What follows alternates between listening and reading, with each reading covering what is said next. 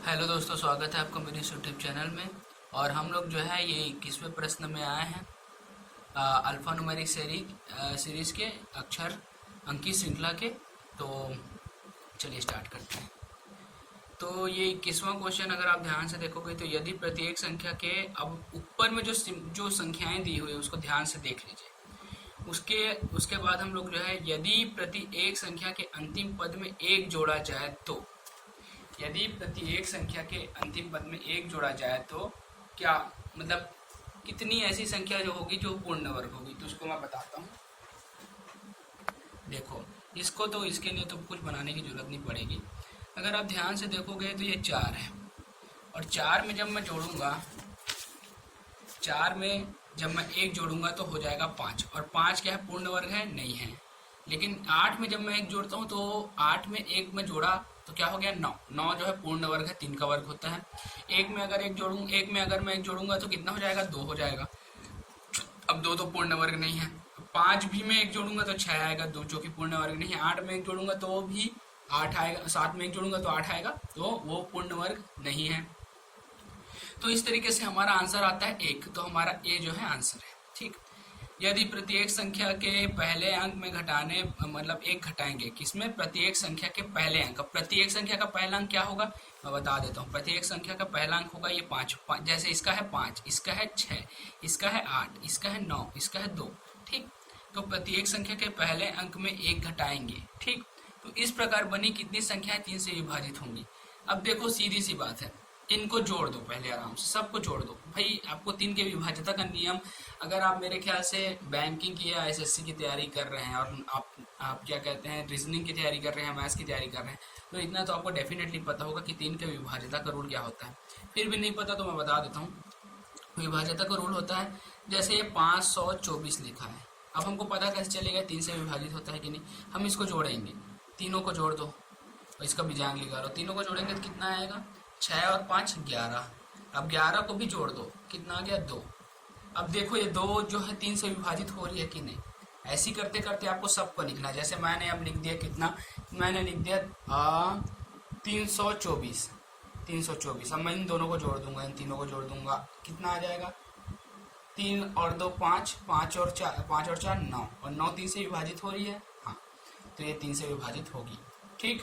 उसी तरीके से मैं लिख देता हूँ, मान लो 414। अब मैं इसको ध्यान से देखो तो मैं जोड़ता हूँ तो कितना आता है, ये हो जाएगा 4 और 5 1 9, ये भी 3 से विभाजित हो जाएगी। अब मैं जोड़ देता हूँ 5 6 एंड 4। अब ये कितना हो गया, 5 और 4, 5 और 6 11, 11 और 4 15, 15। अब इसको फिर से जोड़ना पड़ेगा क्योंकि इसमें 2 अंक है। जब तक 2 अंक को एक अंक में नहीं बदल देते तब तक आपको जोड़ना रहेगा। तो ये हो जाएगा 6, और 6 जो है 3 से विभाजित होता है, 3 दूनी 6। तो इस तरीके से आपको पता चल जाएगा। अब ना क्या बोल रहे हैं, प्रत्येक संख्या में क्या करना है, यदि प्रत्येक संख्या में एक घटाए तो इसको कुछ नहीं मत करो, इसको जोड़ लो, आराम से सबको जोड़ लो। जैसे मैं इसको जोड़ूंगा 5 7 4, मतलब इसको जोड़ूंगा तो 16 आएगा, और 16 को जब मैं जोड़ूंगा तो 7 आएगा, है ना। देखो 5 7 4, इसको मैं जोड़ूंगा तो कितना आएगा, 16। उसको जोड़ूंगा तो 7। अब क्या ये 7, अब मैं 7 में एक घटाऊंगा, 7 में घटाऊंगा तो कितना, 6 आया। ये क्या 2 से विभाजित, 3 से विभाजित हो रही है, हो रही है। इसी तरीके से आप सबको जोड़ो। और इसका एक ट्रिक है, एक काम करो, सबको जोड़ लो। अगर 3 के लिए मैं बता देता हूँ, 3 के एक ट्रिक है। अगर जोड़ने पर 10 आया, नहीं 4 आया, 7 आया और 10 आया, 10 में एक घटाएंगे तो 9 आ जाएगा ना, इसलिए बोल रहा हूँ। 4 7 और 10, ये 3 संख्याएं आई किसी को भी जोड़ने में, फिर आप एक घटाओगे इसमें तो क्या हो जाएगा, ये हो जाएगा 9, ये हो जाएगा 6 और ये हो जाएगा 3। तो ये तीनों डिवाइड होते हैं 3 से। तो इसको अगर आपको सॉल्व करना है तो इनको जोड़ो, सबको जोड़ो। जैसे मैंने इसको जोड़ा, कितना आया, 16। अब 16 को मैं जोड़ूंगा, जैसे मैंने इसको जोड़ा तो कितना आया, 16। अब 16 को जोड़ूंगा, कितना आया, 7। अब देखो इन तीनों में 7 है। अब 7 आया और 7 में मैंने एक घटाया तो 3 से डिवाइड हुआ कि नहीं। हाँ, उसी तरीके से इसका एक ट्रिक है कि जोड़ने पर 4 7 और 10 आता है तो आपका वो जो है वो 3 से विभाजित होगा, क्योंकि हम लोग लास्ट में उसमें से एक घटाएंगे। और मान लो अगर 2 घटाने के लिए बोल देता तो ये हो जाता 5 8 और 11। ठीक, इस तरीके से इसका ट्रिक है। तो मैं बता देता हूँ इसका आंसर क्या आएगा। देखो, इसको जोड़े और 1 घटाए तो ये तो हमारा है 6 5 11, 11 और 8 कितना होता है 21। अब 21 में मैं 1 घटाऊंगा तो हो जाएगा 20, और 20 को जब जोड़ूंगा, या 21 को 1 घटाओ मत घटाओ, या 21 को भी जोड़ लो, 3 हो गया। अब 3 में 1 घटा दो, 2 आ गया, 2 जो है 3 से विभाजित नहीं होता। उसी तरीके से 8 और 2 10, 10 और 1 11। अब 11 में फिर जोड़ूंगा तो 2 आ जाएगा, और 2 में 1 घटाऊंगा तो कितना हो जाएगा 1। तो ये 3 से विभाजित नहीं हो रहा है। 9 और 4 13, 13 और 5 18, 18 को मैं 1 घटा दिया, 18 में 1 नहीं घटाता, चलो 1 और 8 को भी जोड़ लेता हूँ 9। वैसे आप पहले भी घटा सकते हो, कोई दिक्कत नहीं है, बात सेम आएगा। अब 18 को मैं 18 को जोड़ दिया 9, 9 में 1 कम किया 8, ठीक। 2 4 और 7, 2 4 और 7 कितना हो रहा है 9 और 4 13, 13 को मैं जोड़ दिया, आ गया 4। अब 4 में देखो मैंने बोला था ना 4 आ गया ना, मतलब अब इसमें हम 1 घटाएंगे तो फिर 3 आ जाएगा, और जो कि 3 से विभाजित हो रहा है। तो इस तरीके से आप इसको आसानी से समझ सकते हैं कि हमारे 2 संख्याएं जो हैं वो 3 से विभाजित हो रही है। अब मैं एक क्वेश्चन और पढ़ाता हूँ इसके अंतर्गत, उसके बाद जो है फिर अगला मैं आपको वो करूँगा। और वैसे मैं थोड़ा भूल गया था, आपको थोड़ा देना भी रहता है क्वेश्चन। ये वाला क्वेश्चन आप जो है बनाइए। यदि प्रत्येक संख्या के पहले अंक में, नहीं ये वाला है, नहीं 23वां क्वेश्चन। यदि प्रत्येक संख्या में सभी 3 अंकी संख्याओं को के भीतर आरोही क्रम में व्यवस्थित किया जाए तो निम्न में से कौन सी संख्याएं सबसे बड़ी होगी। ये क्या बोल रहे हैं, 3 अंकी संख्याएं हैं को भीतर आरोही क्रम में, 3 अंकी संख्याओं को अपने ही भीतर आरोही क्रम में, मतलब इसको पहले मैं क्वेश्चन को समझा देता हूँ, ऐसे में नहीं बना पाओगे, ठीक। जैसे आरोही क्रम क्या होता है, सबसे पहले तो आरोही क्रम को समझो। आरोही और अवरोही क्या होता है। आरोही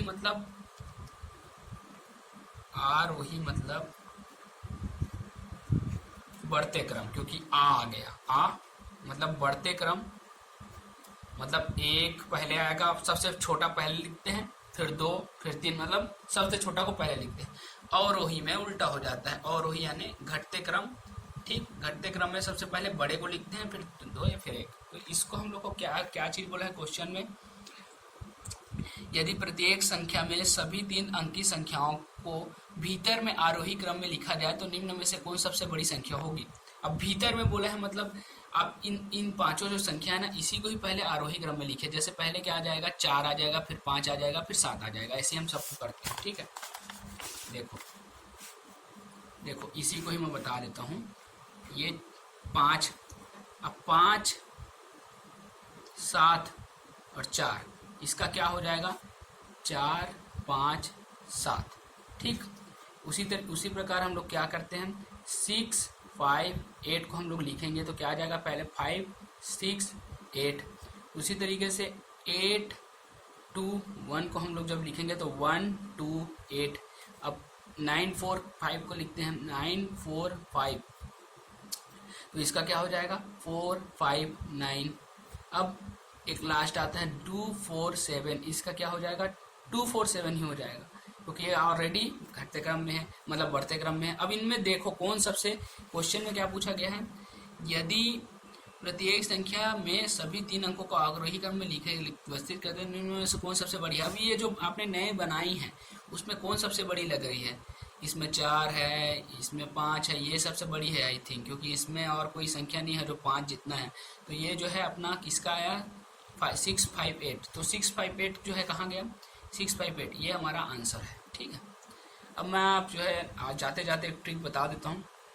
होता क्या है, आप इन सब में देखो जो सबसे छोटा कौन सा है। एग्जाम्पल के लिए इसमें क्या था, सबसे छोटा क्या था, जैसे एग्जाम्पल के लिए 5 में सबसे छोटा क्या था 4 था, ठीक। ये वाले में सबसे छोटा क्या था 4 था, इस वाले में सबसे छोटा कौन सा 5 था, ठीक। अब इतना लंबा लिखने की जरूरत नहीं पड़ती, मैं बता रहा हूँ। इसमें सबसे छोटा क्या था 1 था, ठीक। इसमें सबसे छोटा क्या था 4 था, और इसमें सबसे छोटा क्या था 2 था। अब देखो यहाँ से ध्यान से देखो तो इसमें सबसे छोटा जो था 5 था, और 5 जो है सबसे छोटा था और सबसे पहले आ रहा है, इसका मतलब यही जिसमें 5 होगा, जिसमें सबसे छोटा 5 होगा वही तो हमारा आंसर होगा ना। इस तरीके से हम कर सकते हैं। तो ओके, आप जो है इस ट्रिक को समझ गए होंगे।